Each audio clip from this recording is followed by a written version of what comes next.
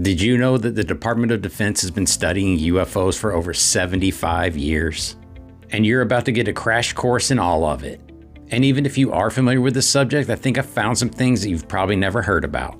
The DoD's efforts to understand UFOs can be broken down into 3 distinct eras: the build-up period, the shut-up period, and the glow-up period. As you absorb the information that I'm about to present, ask yourself this: are the following actions an indication of decades of incompetence by the DoD, or an indication of true concern and an unwillingness to admit that we may not be at the top of the food chain? The build-up period starts in 1947 and builds momentum for the next 22 years. June 24th, 1947, Kenneth Arnold reports seeing flying saucers over Washington.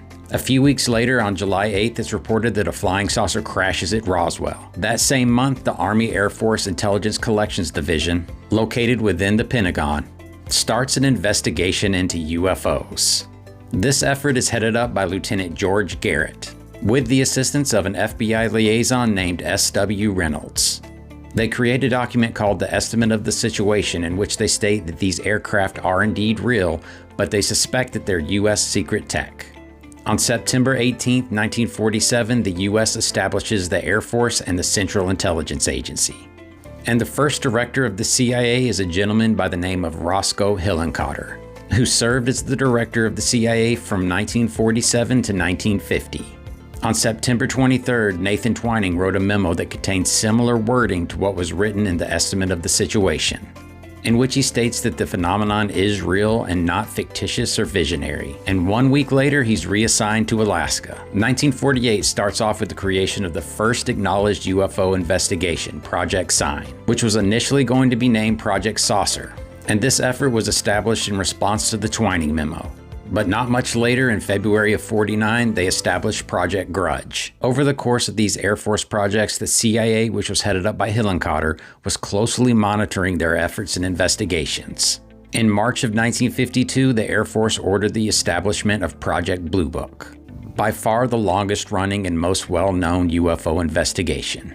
But after President Truman became alarmed by some radar blips that were tracked by the Washington National Airport, as well as Andrews Air Force Base over 2 weekends in July, which resulted in Air Force interceptor aircraft being scrambled to investigate, the CIA decided to get directly involved. So they formed a nameless special study group within the Office of Scientific Intelligence and the Office of Current Intelligence, which was headed up by Edward Toss, who urged the CIA to conceal their interest in UFO from the media and the public.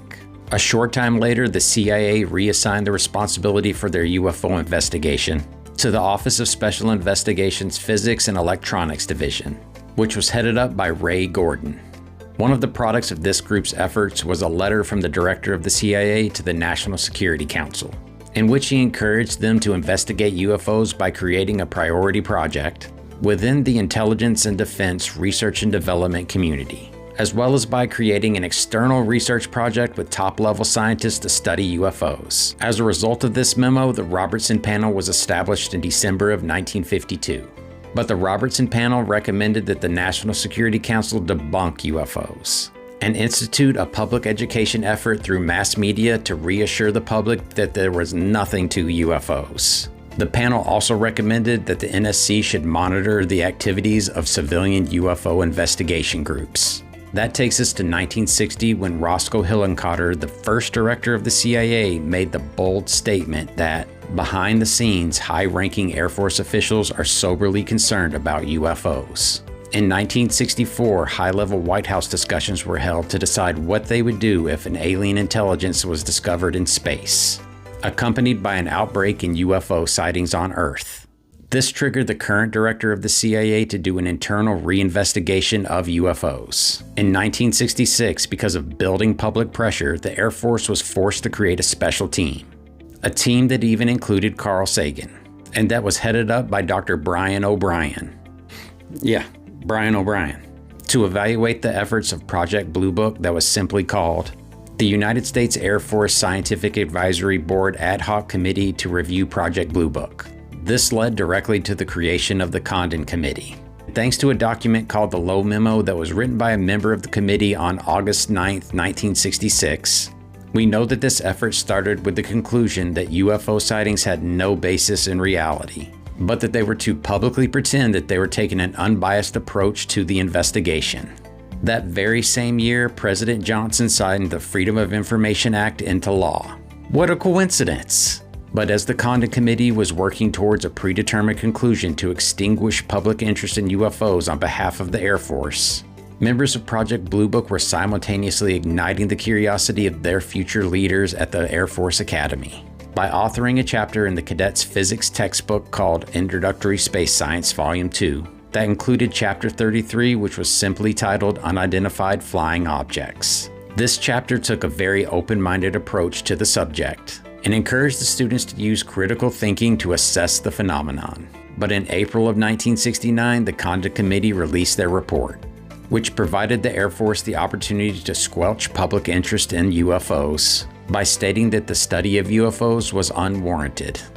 And on December 17, 1969, Project Blue Book was officially terminated, and Chapter 33 of the Air Force Physics textbook was rewritten to align with the findings of the Condon Report.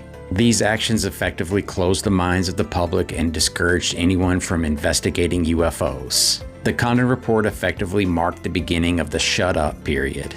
So did the Air Force's public-facing actions match their intentions? Do you think they stopped investigating UFOs? Or did they take the advice they received from the CIA to conceal their interest in UFOs from the public, in view of the public's probable alarmist tendencies?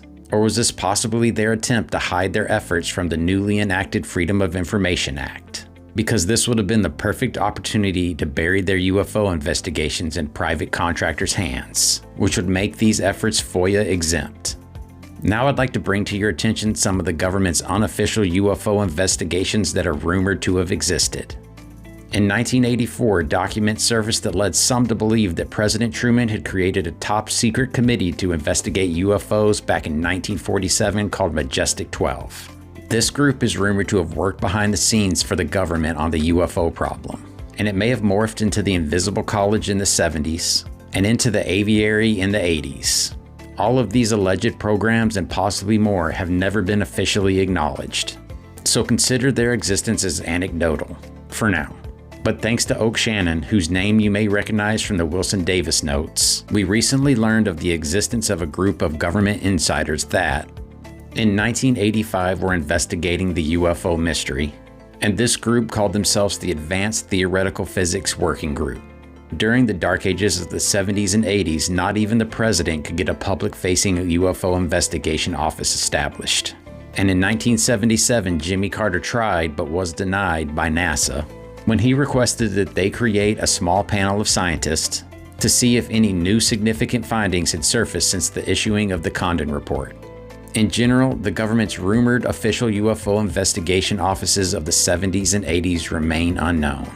But hopefully the National Defense Authorization Act of 2023 will shake some of that history loose for us. And we suspect that those offices exist because Lou Elizondo even met a gentleman at the Pentagon that informed Lou that he ran the DoD's UFO investigation in the 80s. That was similar to the operation that Lou was running at ATIP. ATIP being the Advanced Aerospace Threat Identification Program that ran from 2009 to 2012, and then maybe some more. And that's the program that came to light because of the New York Times December 16, 2017 article, which brings us to the current glow-up period of UFO investigations. We then learned of a UFO investigation office that preceded ATIP called AAWSAP, the Advanced Aerospace Weapons System Application Program, which started in 2007 and was led by James Lukatsky. And this program almost immediately brought in some outside help in the form of a rich billionaire named Robert Bigelow, who created a company called BASS specifically to support this effort, the Bigelow Aerospace Advanced Space Studies. And amongst other things, they produced a 300-plus page report, which is called the 10-month report, that has not been released for public consumption. And it has a freaking triangle UFO on its cover. After the New York Times Glowing Auras and Black Money article dropped, members of Congress began to speak openly about a need for the government to investigate UFOs. Sorry, my bad. At this point, they call them UAPs, Unidentified Aerial Phenomena. And on August 14, 2020, the DoD responded by creating the UAPTF. the Unidentified Aerial Phenomenon Task Force, who is required to provide a report on UAPs to Congress by June 25, 2021. And much to everyone's surprise, that report was delivered on time. Also on that same exact day, Kathleen Hicks, the Deputy Secretary of Defense, issued a memo that paved the way for AIMSOG, the Airborne Object Identification and Management Synchronization Group, which was officially established on November 23, 2021. But just 2 weeks prior to that, Senator Gillibrand had submitted an amendment to the NDAA requesting the creation of ASRO, the Anomaly Surveillance and Resolution Office, on November 4, 2021. On November 11th, Gillibrand made a slight adjustment to that amendment by adding a T to ASRO, creating ASTRO, the Anomaly Surveillance Tracking and Resolution Office. But just 3 days later, the DoD said, "Don't worry about it, Congress, we'll take it from here." And they announced the establishment of AIMSOG. This really upset the UFO community because it appeared that the DoD only created AIMSOG to avoid congressional oversight, and that they were attempting to put the toothpaste back in the tube. On May 17, 2022, the heads of AIMSOG, Ronald Moultrie and Scott Bray, spoke at the first congressional hearings on UFOs in over 50 years. And when they were asked if they were aware of previous government UFO investigations, they stated that they only knew about Project Blue Book and ATIP.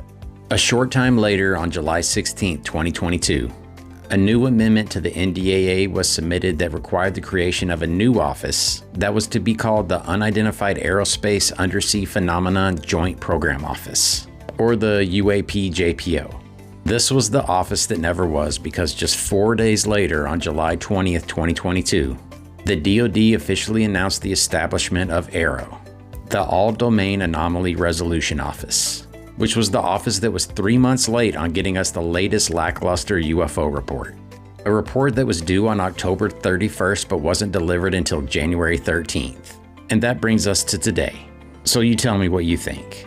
Does it sound like the sustained effort of the DoD over these decades is just a case of one hand not knowing what the other hand is doing?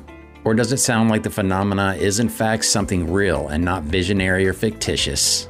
And that behind the scenes, high-ranking DoD officials are soberly concerned about UFOs, and that through official secrecy and ridicule, many citizens are led to believe that UFOs are nonsense.